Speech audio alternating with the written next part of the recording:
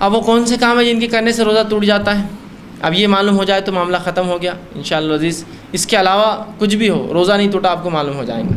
ٹھیک، تو ایسے 3 ہی کام ہیں جن کے کرنے سے روزہ ٹوٹ جاتا ہے. وہ کیا کیا کام ہے؟ پہلی چیز، کوئی شخص اپنے بیوی سے ہم بستری کر لے، اس کا روزہ ٹوٹ جائیں گا. یاد رکھیے اس کا روزہ ٹوٹ جائیں گا، اور یہاں قضا بھی واجب ہوں گی اور کفارہ بھی لازم ہوگا. باقی تمام جگہ فدیہ لگیں گا یا خالی قضا ہوں گی، لیکن اس صورت میں قضا بھی واجب ہوں گی اور ساتھ میں جو ہے وہ کفارہ بھی دیں گا. اس کا یہ ایک ہی شکل ہے جہاں کفارہ ضروری ہے. آپ صلی اللہ علیہ وسلم کا ایک شخص آیا اور کہا اللہ کے رسول میں تو ہلاک اور برباد ہو گیا. آپ صلی اللہ علیہ وسلم نے پوچھا اطمینان رکھو کیا ہوا؟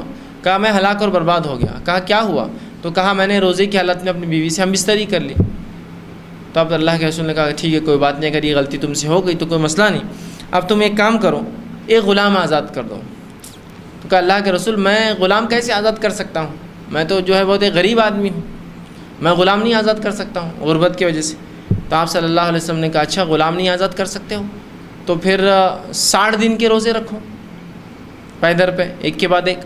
تو کہا اللہ کے رسول یہ بھی نہیں ہو سکتا مجھ سے، 60 دن کے روزے رکھوں گا تو مشکل ہے، کمزوری کے اعتبار سے میرے کام کاج کے اعتبار سے میرے لیے محال ہے. وہ غریب انسان تھے کہ میں 60 دن کے روزے رکھوں. تو آپ صلی اللہ علیہ وسلم نے کہا کہ اچھا پھر 60 مسکینوں کو کھانا کھلاؤ. تو کہ اللہ کے رسول میں تو بہت غریب آدمی ہوں، خود کے کھانے کے میرے مسئلے ہیں، میں 60 مسکینوں کو کیسے کھانا کھلاؤں گا؟ تو کہا جو کچھ پھر تمہارے پاس ہو صدقہ کرو کچھ کھانے کا.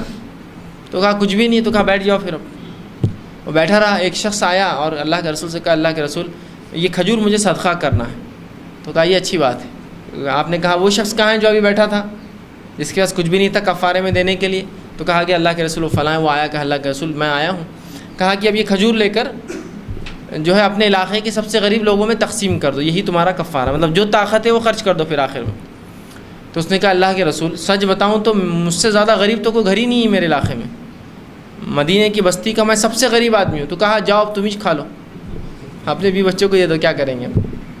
اور اسی نے کھا لیا. اس حدیث سے یہ بھی پتہ چلتا ہے کہ دین اسلام کتنا آسان ہے، اس میں کوئی مشقت نہیں دیکھی، اس کے لیے آسانی دی گئی. لیکن اس ترتیب کو ہم کو فالو کرنا پڑے گا.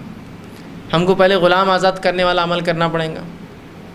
غلامی چونکہ نہیں ہے تو چھوڑ دیجیے. 60 دن کے روزے کی کوشش کرنا پڑیں گی. دوسرا کفارہ اگر یہ بھی نہ ہو سکے تب پھر تیسرا آپشن آئے گا 60 مسکینوں کو کھانا، اور یہ نہ کر سکے تب چوتھا آپشن آئے گا کہ جو کچھ اللہ نے دیا ہے اس میں سے کچھ آپ کھانے کی شکل میں لوگوں کو دیں. یہ لاسٹ سٹیج.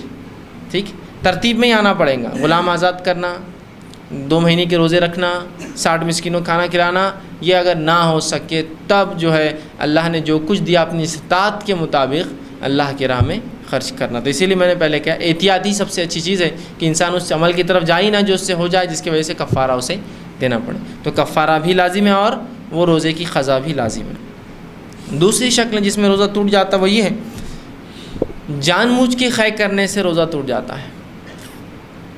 خود بخود خے آنے سے روزہ نہیں ٹوٹتا. یہ بات یاد رکھیے. جان بوجھ کے آپ نے انگلی ڈال کے خے کی تو روزہ ٹوٹ گیا.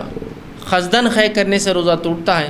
خود بخود خے آ گئی تو روزہ نہیں ٹوٹا. یہ الگ بات ہے کہ اسے کمزوری آ گئی تو آپ سوچیے روزہ رکھنا نہیں رکھنا ہے، بہت زیادہ خے ہو گئی. ایک آدھ خے میں تو میں سمجھتا ہوں کچھ بھی نارمل ہے. نہیں وہ خے جتنا کھایا تھا نکل گیا تو اب تو بھوکا ہو جاؤں گا، تو وہ الگ بات ہے. آپ کو بھوکا رہنا روزہ ہے اس لیے کہ روزے کی اہمیت ہے. لیکن زیادہ خے ہو گئی تو آپ چاہے تو توڑ دیں، لیکن خے اپنی ذات سے روزے کو نہیں توڑتی. قصدن جان بوجھ کر خے کرے تو روزہ توڑتا ہے.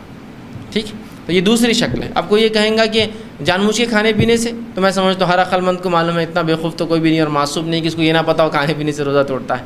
تو بولنے کی ضرورت ہی نہیں ہے، سیدھی سی بات ہے. تو یہاں بھی آپ پر جو ہے اگر خود بخود خے آ گئی تو روزہ نہیں ٹوٹا. جان بوجھ کے کی تو آپ پر قضا لازم ہوگی، اس کا کوئی کفارہ نہیں. ٹھیک، اسی طرح تیسرا کوئی شخص حیض اور نفاس کوئی خاتون کو حیض اور نفاس آ جائے تو بھی اس کا روزہ ٹوٹ جاتا ہے. بس یہ 3 ہی شکلیں ہیں روزے کے ٹوٹنے کی. پہلا ہم بستری کر لیں، دوسرا جان بوجھ کر خے کرے، تیسرا اگر عورت ہو حیض اور نفاس آ جائے تو معاملہ ختم ہو گیا.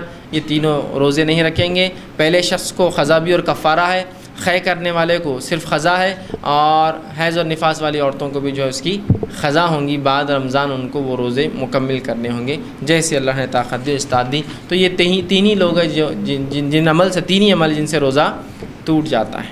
ٹھیک، ان سے روزہ ٹوٹ جاتا ہے. ٹھیک. اب اسی طرح جو ہے چند بات